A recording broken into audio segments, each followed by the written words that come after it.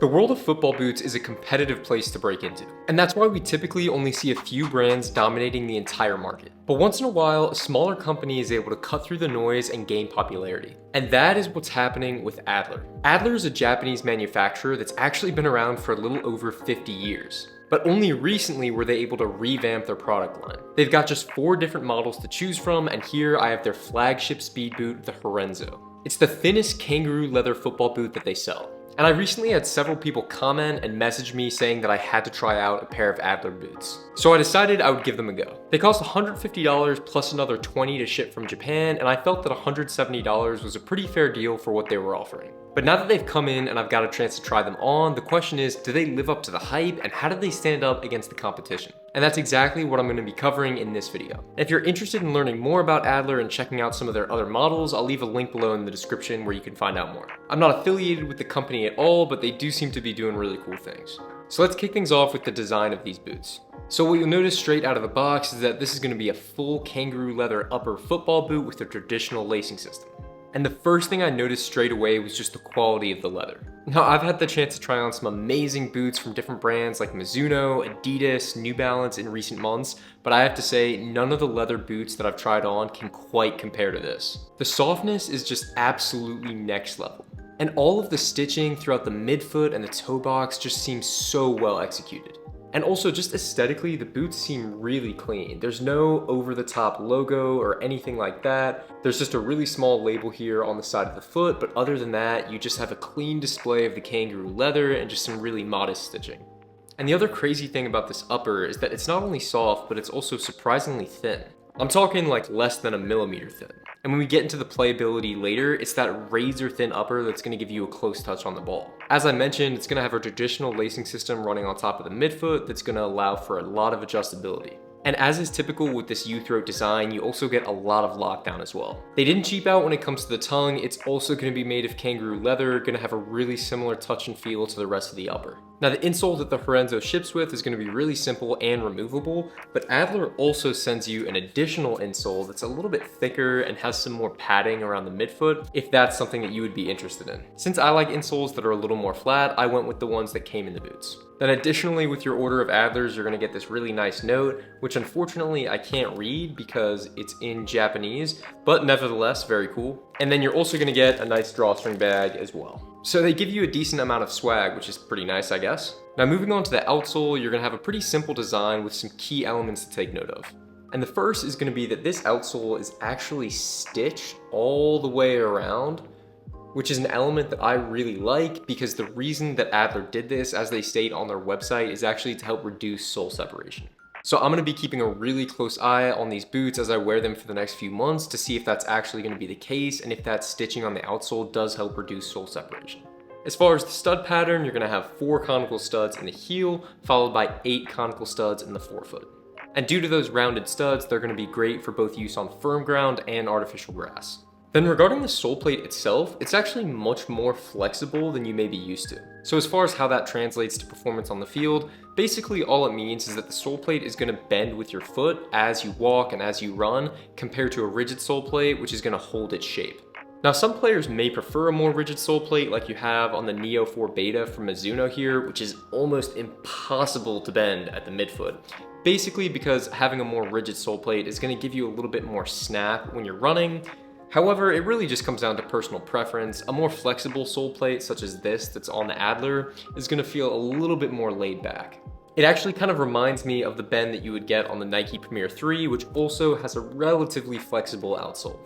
And the last thing to take note of on the design is you're going to have a pretty rigid heel counter at the back of the boot to give you more stability, and then a nice padded synthetic heel liner that's not too thick but just thick enough on the back of the boot, and that's going to help prevent any blisters and just give you more comfort around that heel area. And I think it could be an acquired taste for some, but I'm overall a huge fan of the design of this boot. Next up, let's talk about the fit and feel. So I want to get this point out of the way first. These boots run very long. In fact, most people recommended that you buy these in a whole size down. And that's exactly what I did. I typically wear a size 10.5 US, and with the Adlers, I went in a 9.5. And for me, that worked perfectly, so I would also recommend that you go a whole size down if you're planning on purchasing anything from the Adler line. But man, once I got these boots on feet, they are crazy comfortable. And as I mentioned, I've tried on some great leather boots recently, the Copa Mundial, the Copa Pure 2, the Mizuno Morelia, but nothing quite compares to the fit and feel of the Adlers. And I was really trying to understand why that was. Like, what was it about these boots that just gave them such a unique feeling on feet? And I think what I realized was it wasn't just the quality of leather that you're feeling on the exterior when you're holding the boots, but it's more to do with the inner liner that Adler's using on the interior of the boots. It's gonna be kind of hard for you to see on camera, but the inner liner is so thin on these boots. It's kind of this thin mesh material where my finger is, and it's also just extremely soft. In fact, this is an even better way to show you it because it's essentially the exact same liner that's on the back of the tongue here, which is also really soft. And it just gives your foot almost direct access and direct contact with the feeling of the leather. So there's almost no barrier and nothing separating your foot from feeling that high quality K leather. I even grabbed a lot of the other leather football boots that I have and compared the inner liner in those boots, and there just wasn't anything that was quite as soft. And especially once you get that lacing system tight just the way that you want it, the boot just really hugs your foot perfectly. But let's talk about the width of these boots, because that can be something that's a really big factor for some players. And overall, I would say the width of the sole plate itself is pretty standard. I have the Mizuno Morelia Neo 4 Beta here, and the width is pretty similar at the widest point. They're about 3.5 inches wide in total. However, the volume of these boots is what's gonna make them accommodating for almost any foot shape. And when I refer to the volume of the boots, I'm essentially just talking about how much space is inside for your foot. For example, if you see here, if I press down on the upper, you can see the overlap on both sides of the boot here.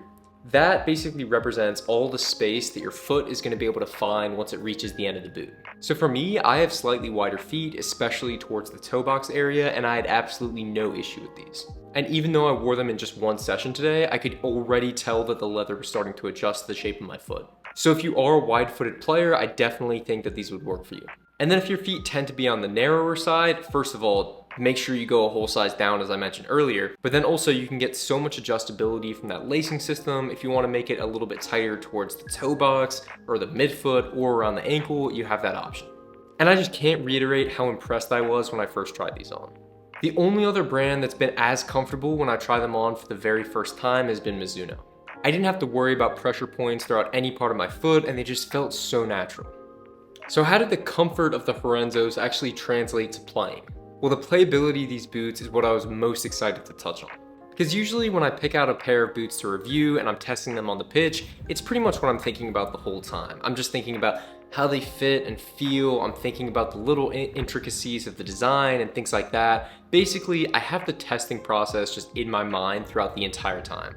And let me tell you, when I went out to the pitch to try on the Horensos, it was generally not a great day. It was very cold, very rainy, and I was the only person crazy enough to go to the pitch. But man, when I put these on, it just seemed like everything faded away. Do you know the feeling when you're training individually and you just really get in the zone, when you're kicking the ball around, shooting at an empty goal, or even just juggling? That's how I felt when I tried on the Horensos. Honestly, at a certain point, I even forgot that I was supposed to be reviewing these boots, and I just stopped even noticing. But the touch on the ball was just amazing. These really just felt like a second skin, especially for the reasons that I already mentioned, how thin the inner liner is, how soft the leather upper is. It just felt like every touch on the ball was so clean, so smooth, and so controlled. And another thing I noticed after taking a couple free kicks is that I actually got a surprising amount of grip from this upper as well. Now, it's important to remember with leather boots that not all are created equal. So all different types of leather football boots are gonna have slightly different qualities. Now, these actually came relatively soft and grippy straight out of the box. Now, the wet weather also kind of contributed to that. And in order to get that same feeling continuous throughout the life cycle of your boots, you're gonna wanna just take care of them. Make sure you don't leave them out in the sun to dry, because that's gonna result in them cracking and becoming a lot less soft. But man, when you get these straight out of the box, they have a really nice, natural, grippy sensation to them that's just kind of hard to describe. As far as the lockdown, these boots felt really secure on my feet. I did tie them relatively tight towards the ankle, and I didn't have any slipping whatsoever in the heel area. Towards the front of the boot, I had just about a centimeter or less of space, so I'm really happy with the sizing I went with. It honestly just reminded me of a slightly higher quality Nike Premier 3. It has that same sleek, streamlined look where it's really trying to showcase that leather upper. It has that same sleek and streamlined look where it's really trying to highlight that leather upper. But in the case of the Horenso, it's just going to be slightly higher quality in every aspect. And speaking of comparisons, how does the Horenso stack up against other football boots in this category? Well, it's important to consider the price, which I've already mentioned, comes out to about $170 once you include shipping. And at that price point, it's actually really similar in cost to the Mizuno Morelia Neo 4 Beta Elite. But that being said, it's kind of hard to compare these two football boots because the Beta Elite is going to have a sleek one-piece upper with an elasticated collar here, whereas the Horenso is going to have a much more traditional design with that open U-throat lacing system. However, a better comparison would be putting it up against the Mizuno Morelia 3 made in Japan, because that's a similarly designed football boot that actually retails for $300. Now, while the made in Japan Mizuno Morelia is an extremely comfortable football boot that I'm a huge fan of, is it twice as good as the Adler's? I don't think so. In fact, if you're purely looking at the quality of the leather itself, I would even give the edge to the Adler's. But they're also going to have some differences as well. The Adler's are going to have a much more flexible, laid-back response that you're going to get from the sole plate, whereas the sole plate on the Mizuno's is going to be much more modern and more rigid and more snappy. So if that's something you know you're a fan of, then the Mizuno's might be a better option for you. And then another comparison I thought was pretty valid was actually the Adidas Copa Mundial. Especially because if you look at the sole plate of these boots, they're actually really similar in terms of their overall silhouette. And not only that, they're actually really similar in price now, with the Copa Mundial retailing for around $160. So I'm a huge fan of the Copa Mundials. As you can tell, I've worn these boots for a long time, and honestly, if you are someone who's a fan of the Copa Mundials, you would love the Adlers.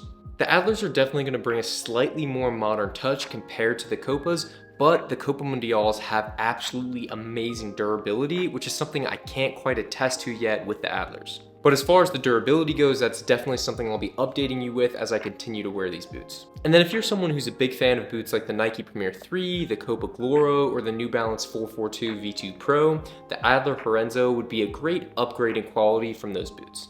And let's wrap things up just by talking about the overall value of these boots and whether or not I think they're worth it.